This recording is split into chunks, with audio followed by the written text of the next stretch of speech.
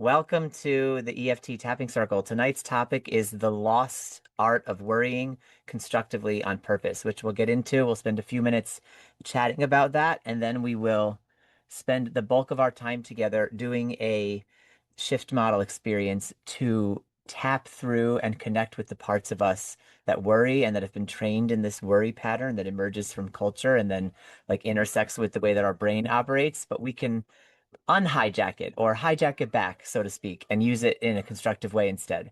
So I'm Brian Hogan, by the way, life coach, filmmaker, and clinical therapist. My mission involves helping people and helping like sort of nudge along the transformation of human consciousness that, in my opinion, is well underway on this planet and has been foretold for centuries by multiple cultures. And so I'm personally touched and inspired by folks like you who show up at events like this in order to really reconnect to joy, to aliveness, to our own true essence, and as human and spiritual beings. Because the more we're able to add that energy to the world, both in being and in doing, the more that energy expands in the world. And so, to that end, we are going to look under the hood of worrying tonight and see how to use it to our advantage. So, before we dive deep into worry, though, let's really arrive together. So, take a slow, deep breath in. And a nice, long, slow exhale out. And do that one more time at your own pace. Maybe taking the deepest breath you've taken so far today. And feel the chair holding you up. Feel your feet on the floor. Let your shoulders drop a little. Unclench your jaw if that feels all right. Tonight is not about trying to force yourself to stop worrying. It's not about shaming the anxious mind. Not at all. The anxious mind is full of wisdom. It is not about pretending fear is not real. Tonight is about learning that worry is not random. It is a pattern. And because it is a pattern, we can work with it. In the shift model, we work with the nervous system, with the body, with the emotional system, and with the imagination rather than against them. So tonight, we're going to use that simple spirit here. We're not going to fight the worrier. We're going to understand it, soothe it, and retrain it. So the promise of tonight is simple. You're going to learn 3 predictable stage pattern that creates worry. You're going to learn how to reverse that pattern into a constructive pattern born of your imagination, because worry is already also born of your imagination. And hopefully you're going to leave feeling calmer, clearer, and maybe a little bit more excited to practice this in real life. So before we dive into that, we have a few agreements that we'll make together simply to keep this space mutually respectful and trauma informed for all of us. So all of us and our nervous systems and our parts can feel safe here. So we agree to be present to our best degree possible and for that to be good enough for today. And we also agree that we will not hold ourselves to a standard of perfectionism. We will simply start with what we can do right now. We also agree to personal responsibility, being responsible for the energy we bring here and responsible for our reactions. This isn't a space for blaming others for our problems, our moods, or our reactions, and it's not a space to save anyone from their problems, moods, or reactions. We agree to be responsible for ourselves, our experience, and our journey. We agree to keep this a safe space for everyone. We do this by staying in the present moment, sharing what sensations we're noticing right now in our body, and staying out of the past and its stories in order to keep this a safe space for everyone. And finally, we agree that we are here to learn and have our own personal growth experience and not to give advice. And I'm just putting those agreements in the chat so everyone can see them as well. And yes, and I was just going to ask you that. Thank you, Natalie. If everyone could just take a moment here and write in the chat, I agree. So we just know and can feel in our hearts safe as we all witness that our nervous systems are together in this, that we agree. We're here for ourselves to learn and for the collective only by extension. Yeah, beautiful. So, the lost art of worrying constructively on purpose. You're probably all pretty familiar with worry and what it means to worry, um, because it's a skill that we've mastered. We've mastered it a lot, and it causes anxiety. But what if it could also be used to cause peace? What if worrying isn't really the problem, but the problem is the direction in which we rehearse? We all know how to worry. We've been rehearsing disaster since childhood. So we absolutely do know how to do this. But the thing is, worry's not the enemy. It's actually a lost art, truly, because it is. It's a creative power. We just forgot how to aim it in the right direction. So we're going to explore a concept from a book by Dr. Maxwell Maltz called Psychocybernetics from the 50s or 60s. And the idea that he talks about is that worrying constructively, and we're going to learn how to use the exact same mental mechanism that we use for stress and turn it towards imagining things that could go right. We're not trying to eliminate worry. We're just going to reclaim it as a creative act. And so tonight we're doing that through the lens of the shift model. So we're taking this idea seriously at the level of thoughts, but at the level of the nervous system and our embodied experience too. That's what the tapping is all about. And so, what is exactly the three-stage pattern of worry that we all do, that we're all experts at? This is the anatomy of worry. This is what happens in our brains and in our consciousness when we end up worrying. But before we get into the stages, I want you guys to weigh in so that you can be grounded as you go through this like experiential pattern that we're about to go through during the tapping, really in what is a specific worry you're holding. So if you want to, and every chat participation is optional because again, we agree to show up in the way that's right for us tonight. So the nudge is this. What is something you find yourself worrying about? And if you want to hold that in your heart and bring it to mind for yourself so you can take that on the journey, that's fine.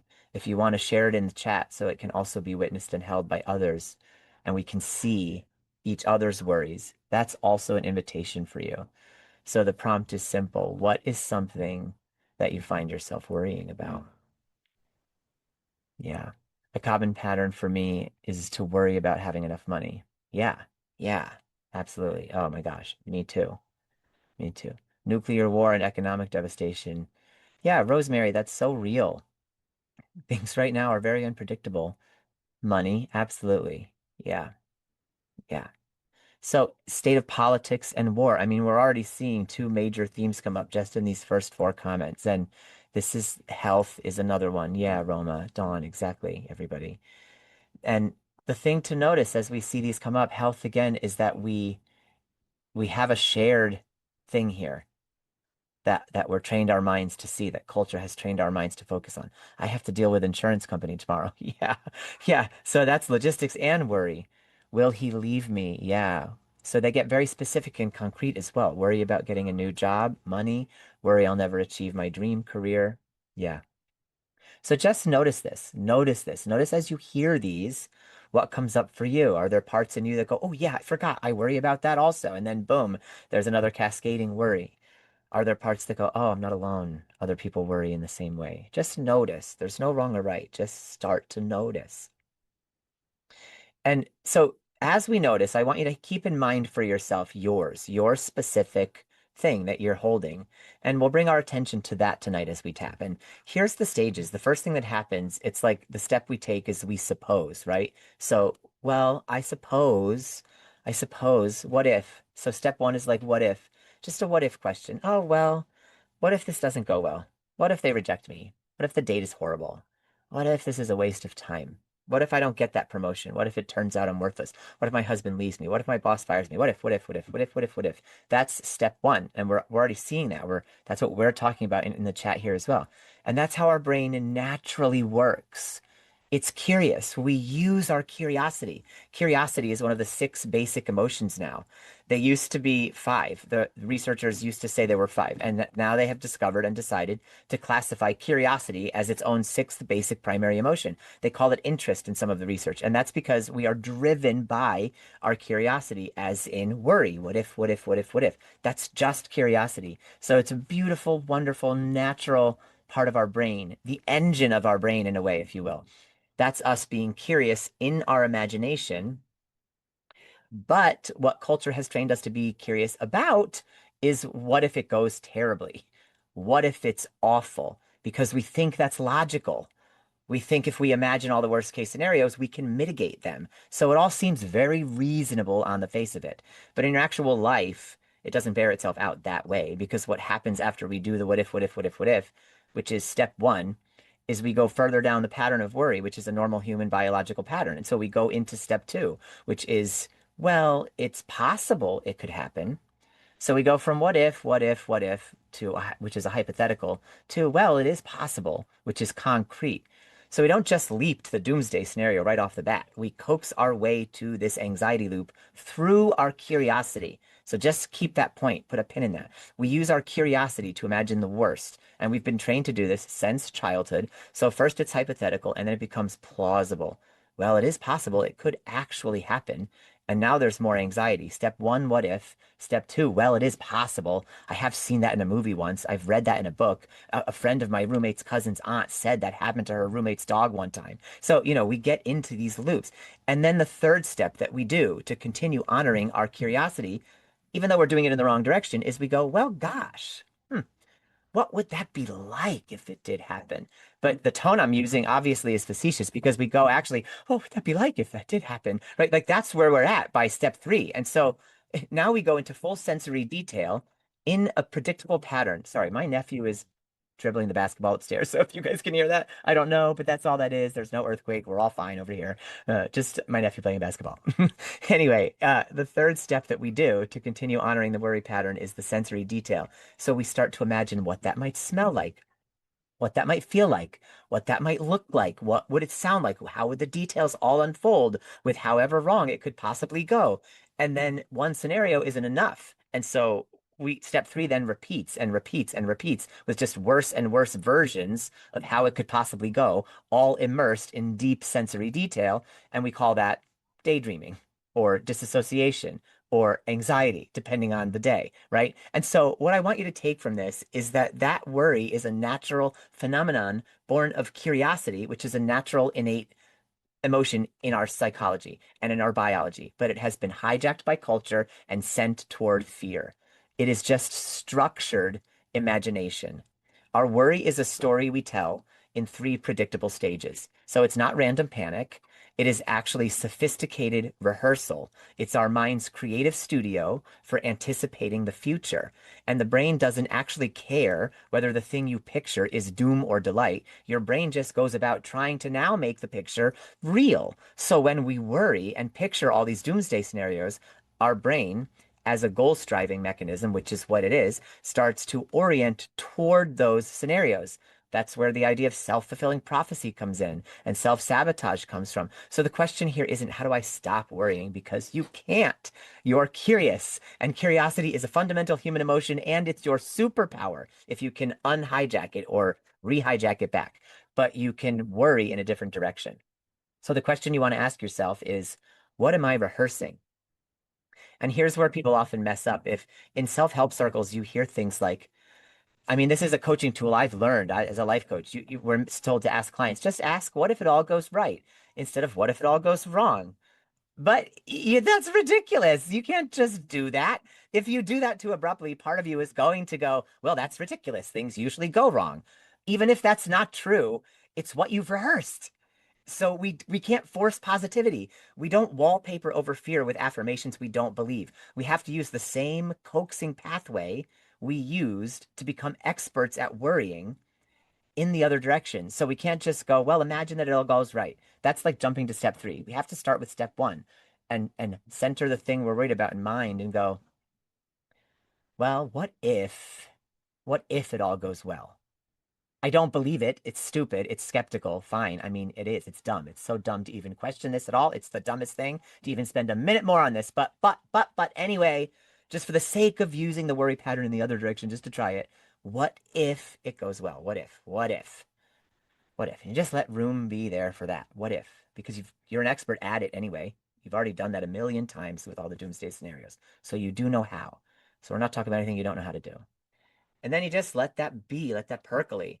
And then naturally, your curiosity, if you allow it to be, if you get past the strangeness of not believing it at all and just decide to go with your curiosity about it, transcend your skepticism, your curiosity will lead you to step two, where you go, okay, what if it goes well? Well, okay. I mean, I don't believe it. It is still stupid, but I suppose it is possible it could go well. I suppose that is in the realm of possibility. Yes, fine. There you are. You're in step two already. I suppose it's possible. I suppose, yes. I mean, it did go well for Gabrielle Bernstein when she did life coaching stuff. Look at her now. So I suppose it could go well for me, you know. It did go well for a couple of my colleagues that I went through the same certification program with. So yeah, I suppose it could go well for me. It's probably not going to. It's still stupid, a waste of time. It's not guaranteed. It's not certain. So I don't know why I'm thinking about it anyway. But it's possible. I guess it's possible. And there you are at the precipice of step three. And so if you can just allow your curiosity to continue leading you, you then go, well, I suppose while I'm here, anyway, I might as well ask myself, what would that be like? What would that be like if it did go well, actually? What would it be like? How would that unfold? What would that feel like in the morning when I did get that promotion? Or what would it feel like if that check did come through, or that person is telling the truth, or doesn't betray me, or apologizes the way they should? Or I stand up and don't see through their lies anymore. What if it happens that way? What if it unfolds in just that ideal way after all? What would that be like? What would that feel like in my body? What would the weather be like that day? What time would I do this? What time of year? And you immerse yourself in that sensory detail. The same way you do about the doomsday scenarios. And we have timetables for that. Don't kid yourself. Sometimes the worst thing is either on a Sunday or an election year. So, whatever it is, the way you put your worries, you can put your hopes. You can do it the same way. And you can start just as begrudgingly, you know, because when you start to worry, if you notice, even though you're good at it, and so you get to step three really quickly, it is begrudging. You're like, well, what if it goes terribly? It's like, oh, I don't want gasp, no. But then you're immediately in the loop because you've been doing that since childhood. So it's just letting that loop become exciting in a new direction, letting it be a spiral upward instead of a spiral downward, a spiral inward instead of a spiral downward.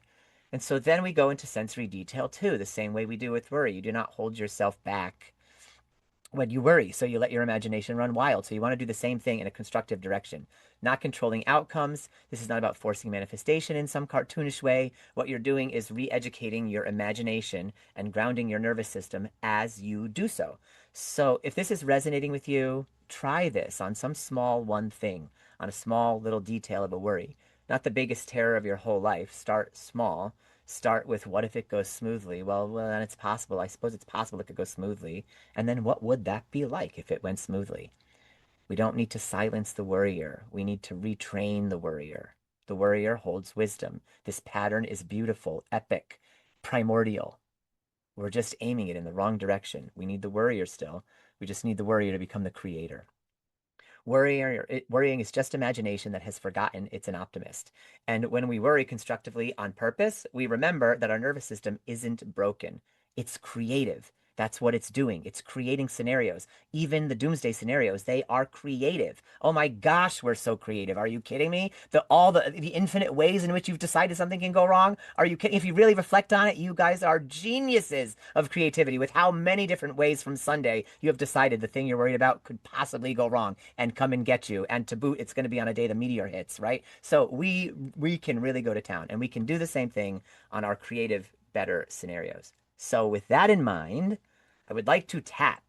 Let us tap into some of this creative imagination. So, just to remind you, tapping is an open eyes and repeat after me practice. Open eyes in the sense that you don't have to worry about um, knowing where the tapping points are. You can watch. If you know the tapping points and you feel comfortable with your eyes closed, then you do you. But you're welcome to have your eyes open and it works just as well. It's also a repeat after me practice, meaning you don't have to worry about remembering anything. You can just say what you hear me say. With that being said, if anything I say doesn't resonate as really true for you or ring the chime of truth in your system, just immediately throw it out the window in real time and say what does ring true for you, because the two main ingredients that help us heal and deal with trauma are truth and safety. The tapping creates the safety, the space together with our agreements creates the safety, and you using your real truth and your real words as we tap through this experience is what creates the truth. Okay, so with me on the side of your hand, beautiful souls, even though I worry automatically, I deeply and completely accept myself. Even though my mind rehearses worst case scenarios all the time, I honor how hard it's trying to protect me. Even though this pattern feels deeply ingrained, I am open to understanding it differently tonight. Top of the head. All this worrying. Eyebrow. All this mental rehearsal. Side of the eye. My mind always goes to what if. Under the eye. What if it goes wrong? Under the nose. What if I mess up? Chin. What if it all falls apart? Collarbone. This familiar pattern. Under the arm. My creative brain trying to protect me. Okay, stop tapping there. Take a nice, slow, deep breath in through your nose and a long, slow exhale through pursed lips, with the exhale being longer than the inhale, like this.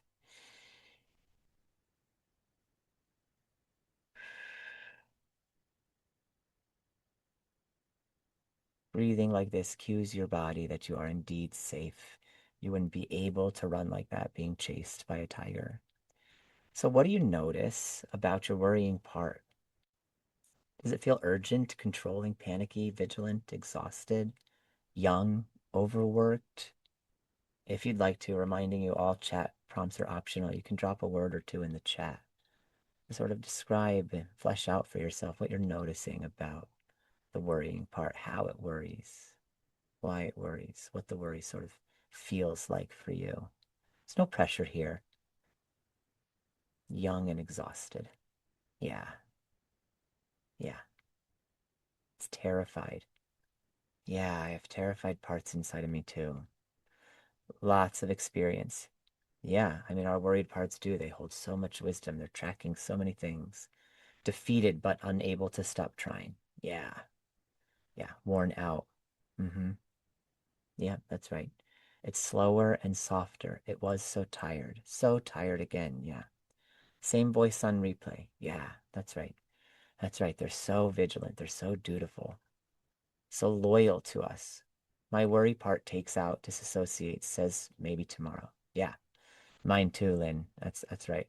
I know there's a solution. I just haven't found it yet. Oh my gosh, I have a figure it out part that's just like that. So one of the most relieving things about this whole model is realizing that your worry is not random chaos. It follows a structure. And if it follows a structure, it can be softened. It can be connected with, and that it can be restructured. Okay. Tap with me on the side of your hand. Even though my mind starts with what if, I accept this curious part of me. Even though my curiosity often gets aimed toward fear.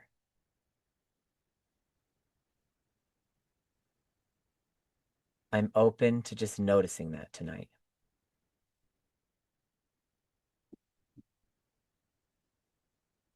Even though this part is trying to help me,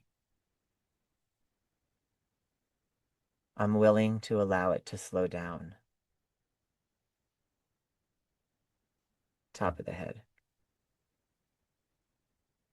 What if it goes wrong? Eyebrow. What if they reject me? Side of the eye. What if I fail? Under the eye. What if this is a disaster? Under the nose. What if I can't handle it? Chin. This what if pattern. This curious mind. Underarm. Always scanning ahead. Okay. You can stop tapping there. Place your hands on your heart and take a long, slow, deep breath in through your nose and that long, slow exhale through pursed lips. And just notice what kinds of what if questions does your mind ask you most often? Are they about relationships, health, worry, safety, belonging? Just notice the texture for you. Notice the lane they come in for you. Notice if they jump around from lane to lane. If you want to share a little bit about the what if experience in the chat and what that looks like for you, you're welcome to. So, stage one is not the enemy, it is curiosity. The problem is not that we ask, what if? The only problem is the direction culture trained our imagination to go. Yeah, Stephanie, what if I misunderstood? Oh my gosh, that's such a big one for me. What if I missed something? Yeah, yeah, man, that one keeps me from getting out the door on time sometimes. Yeah, the what ifs can be so endless. What if I didn't do enough? Yeah. So just tap a little bit here on whatever your favorite tapping point is, whatever one really helps you ground. For me, it's the collarbone. And just like be with these what if questions, with this curious part that asks these questions, these sometimes horrifying questions, these terrifying questions, these questions we don't want the answers to sometimes. What if everything falls apart? What if I am just not enough? What if I crash and burn? Yeah, yeah. So just be with your experience as it comes. And if you can, as it feels safe, just say to it, you're welcome right now. You curious part, you're welcome. You can stay. For now, right here, I'm safe. And in this safe place, it's okay to explore with you. I am also curious about you, you curious part. And just let that curious part know you're here and you're curious. You're not going to judge that curious part right now. We're just going to let it continue to explore and be because it's a master, it's an expert, it's done so much for us. Yeah, what if I can't pay my bills on time? They'll punish me if they find out I'm not good enough. Yeah, so much worry, so much worry. Okay, so when you're ready, move with me to the side of your hand or move into the it's possible stage, even though I quickly convinced myself the bad thing could really happen. I accept myself. Even though this ramps up my anxiety, I honor the logic of how my brain got there.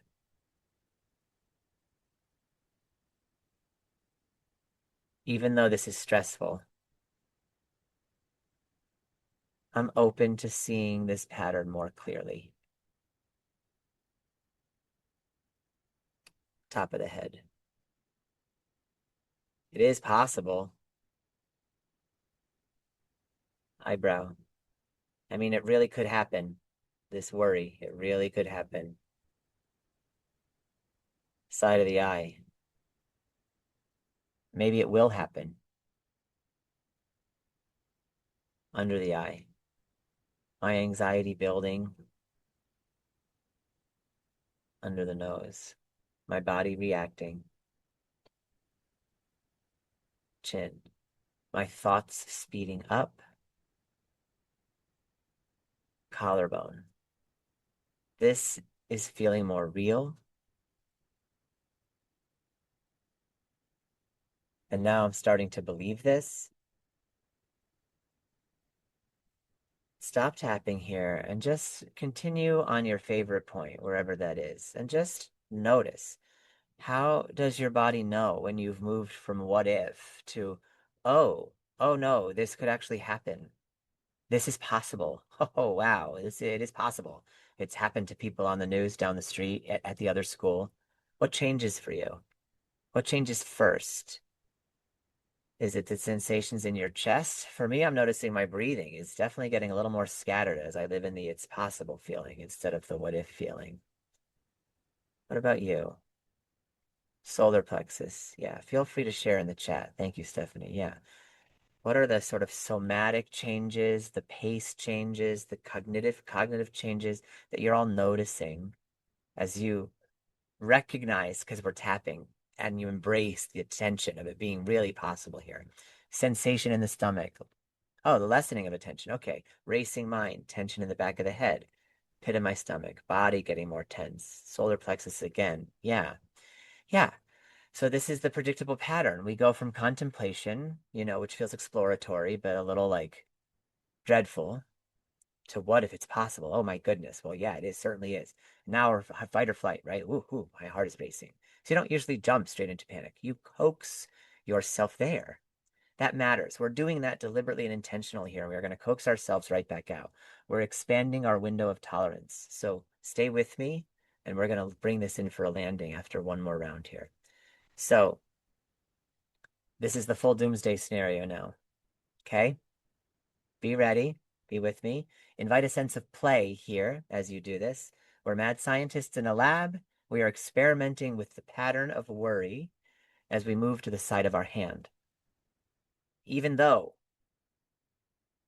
I imagine everything going wrong in vivid detail, I deeply and completely accept myself. Even though this overwhelms my nervous system, I honor how practiced I am at it. Even though I've used my imagination in this way, I am open to using it differently. Top of the head. Imagining the worst. Eyebrow. Seeing it in detail. Side of the eye. Feeling it in the body. Under the eye. Rehearsing catastrophe. Under the nose. One bad scenario after another. Chin. And then another one. Collarbone. My mind not knowing when to stop. Under the arm. This is the doomsday spiral. And just move to your favorite tapping point.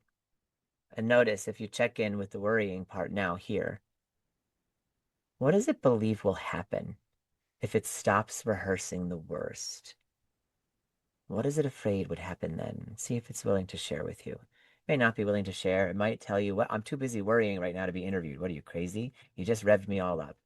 Or it might have a lot to say to you about this. Anything is okay. You're just connecting here relationally, giving it space to share. See if it'll let you know. What is it afraid would happen if it didn't put these doomsday scenarios? Yeah, be completely rejected and alone. Failure is the fear and the shame of it all. I'll be blindsided by something terrible. It will catch me unprepared. You won't be ready. Yeah, yeah. Doom, doom, doom. And we all feel this, and these are so common, and they're all so relatable. When you worry, you usually don't censor yourself. You let your imagination go full speed. That means the imaginative capacity is already there. We are not trying to build a new power tonight. We are redirecting an existing power. So just keep that in mind. Hold that power. Hold this worrier. Hold your nervous system that's been moved into activation right now. Hold it all with grace and hope and kindness as we move into meeting this worrier now with deep compassion, bringing your tapping to the side of your hand. Even though a part of me worries constantly, I am willing to meet it with compassion. Even though I usually get frustrated with this part, I am open to understanding it. Yeah. If you're noticing yourself yawn or feel the need to stretch or shift, just allow, allow, allow. That's your nervous system giving you a sign. Even though it exhausts me, I can see it may be trying to help. Top of the head. This worrying part. Eyebrow. Trying to protect me. Uh, Side of the eye. Trying to prepare me. Under the eye. Trying to keep me safe. Trying to help. Under the nose.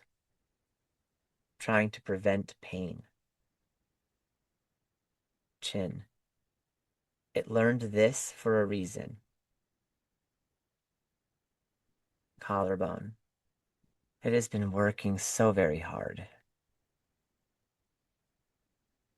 Under the arm. And maybe it needs my support too. Yeah. Stop tapping here. Take that nice, slow, deep breath in through the nose here, and that long, slower exhale through pursed lips. And if it feels aligned, you can put your hands on your heart and just make that physical connection. And just tune into your own sensory experience right now. If your worrying part had a voice, what might it say is its job? Just tune into that and see, what role does it play in your system? What does it do for you? I keep bad things from sneaking up on you. I make sure you're prepared. I don't let you relax because relaxing isn't safe.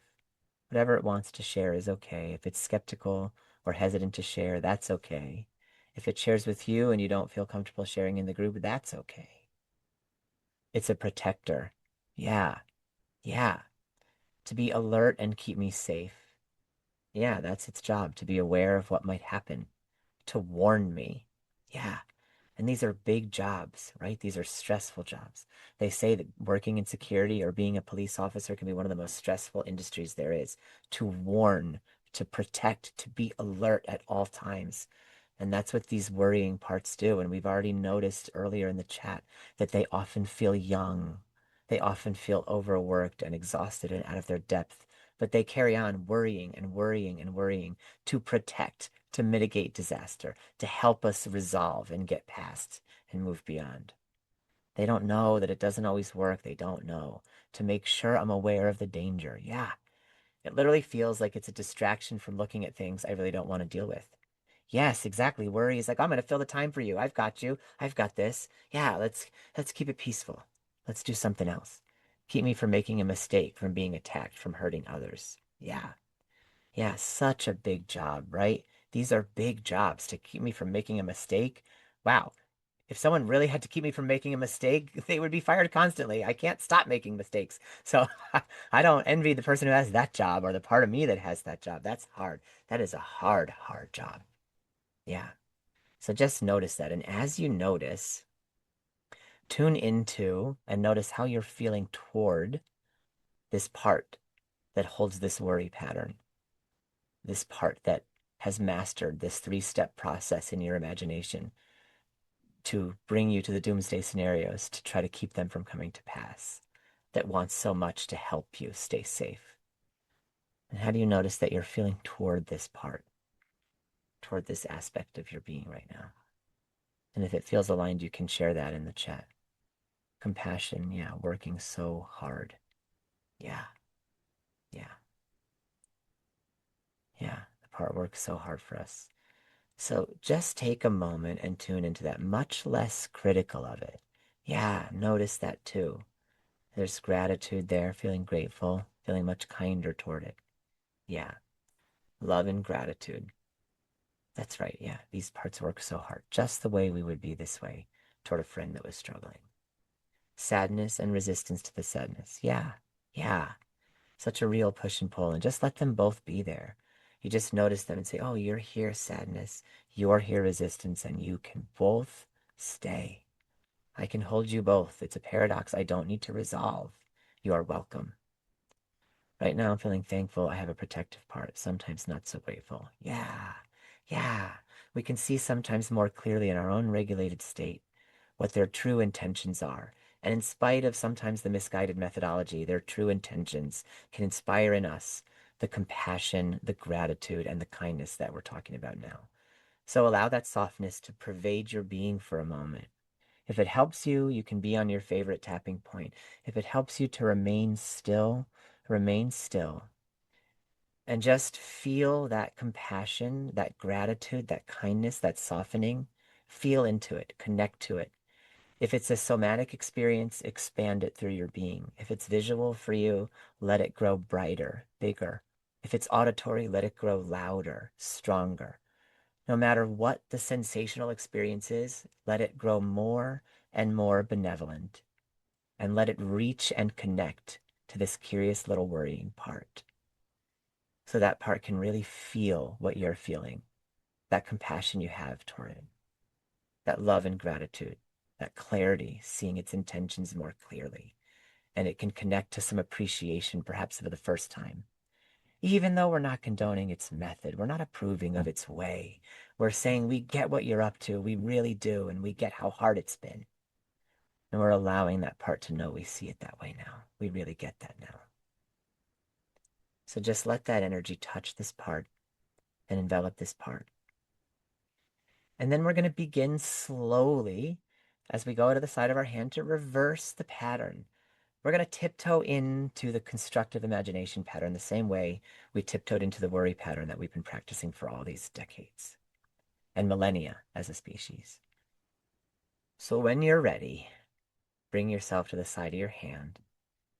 Even though I'm skeptical, I'm open to trying this pattern in reverse. Even though I don't automatically believe things will go well, I suppose I can suppose it. I suppose. Fine. Even though this feels unfamiliar, I'm willing to get curious in a new direction. Top of the head. What if it goes well? Eyebrow. What if it goes better than I think? That's ridiculous. Whatever. But I'm willing. I'm willing. But it's still ridiculous. Side of the eye. What if it's easier than expected? That's the dumbest thing I've ever heard. But what if, what if, what if, what if? Under the eye. What if I'm okay? Yeah, but I'm not though. But what if? Under the nose. What if I handle it well?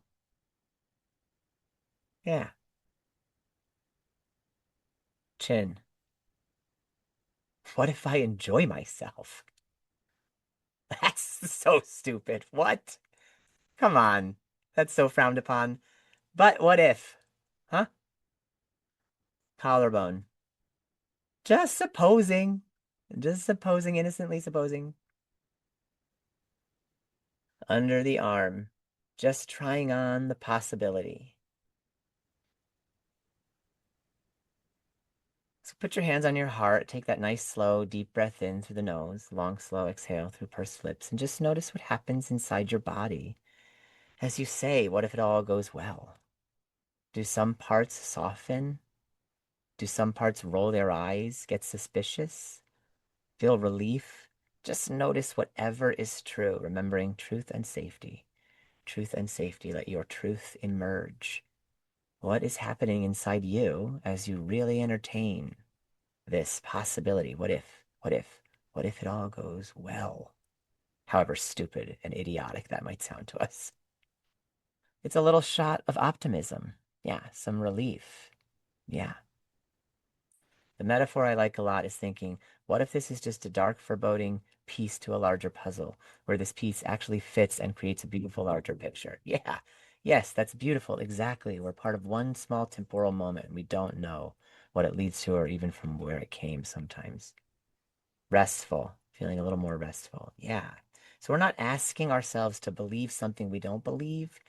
We're just opening the door a little crack for some relief, as Tanya's saying. Yeah. Worry begins with hypothetical. So constructive imagination begins with hypothetical. What if? What if? What if? What if? What if? What if? So just go with me on the side of your hand. Even though part of me doubts it, I am open to the possibility, however remote, that things could go well. Even though I'm not fully convinced or a little convinced, I can allow for some room here. Even though I'm used to rehearsing fear and anxiety, I'm willing to rehearse possibility. Top of the head. It is possible this goes well. I mean, not likely, but it's possible. Eyebrow. It is possible I'll feel supported. Side of the eye. It is possible I handle this with grace. Under the eye. It is possible I feel calm. I've stayed calm doing other things. I've seen other people stay calm doing this thing in movies. It's possible. Under the nose. It is possible I even enjoy it. Yes, it is. No, it isn't. Yes, it is. No, it isn't. Yes, it is. Chin. It has gone well before. Collarbone. It could go well again. Under the arm. I can allow for that. So just take a moment here. Continue on your favorite tapping point and just notice what small evidence, very small, does your system already have that things can go well sometimes? A past experience, a moment of surprise, a time you handled more than you expected. Just notice it for yourself, and if it feels aligned, you can share it in the chat. What is a small piece of evidence your system is noticing already now that it has, that things can go well, however remote, however begrudging, however ridiculous the evidence might be? What are your parts offering you? Just notice this. This is very gentle neuroplasticity. You're not disciplining your mind into submission. You're inviting your nervous system into a new rehearsal. Places, everybody. A new rehearsal, and that's all. Breathing is slowing down. Yeah, yeah. Hands went cold. Interesting. Yeah. Just allow, if it feels safe, just allow your experiences to be. And you say to them, you are welcome. You're welcome. What do you want me to know? I've done things like this before and they've turned out all right. So maybe this will also. Yeah, a little bit easier breathing. So we're going to move into our final round here together and then we can share some closing thoughts. Okay. Move with me together, everyone, to the side of your hand. Even though I usually imagine disaster, I'm open to imagining something beautiful. Even though this is new,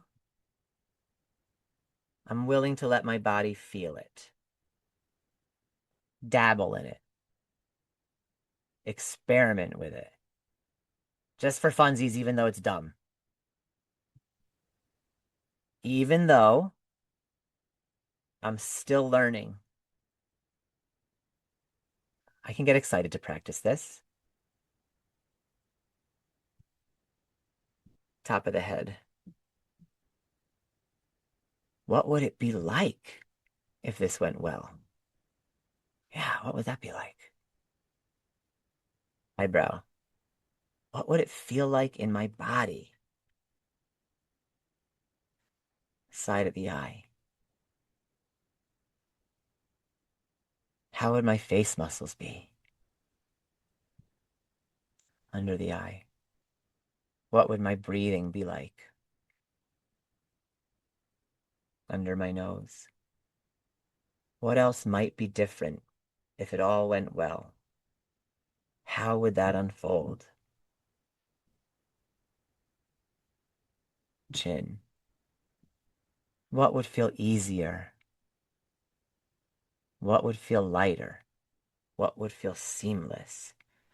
Just notice what comes up as you engage your curiosity here. Collarbone. What might feel more joyful if it all went well? If this thing went really, really well? Better than could be expected. I know it's dumb. It's so dumb, but just what if, what if, what if? Because I suppose that it could. And then under the arm, letting myself rehearse peace, letting myself rehearse triumph. And you can stop tapping when you're ready. Put your hands on your heart if that feels aligned, and just take that nice, slow, final deep breath in through your nose and a long, slow exhale through pursed lips. And do whatever's right for you in this moment to stay grounded. And just tune in. If things went well, what would your worrying part relax into? Relief, trust, spaciousness, joy, rest, hope. Just check in and tune in to this worrying part, this curious little worrier who's done so much to keep you safe and has become a master of this pattern and now sees a way it could be used for creative expression. And just ask them, and we can keep this hypothetical. They may not trust fully that they can give up their job, and that's okay. But just ask them a what if.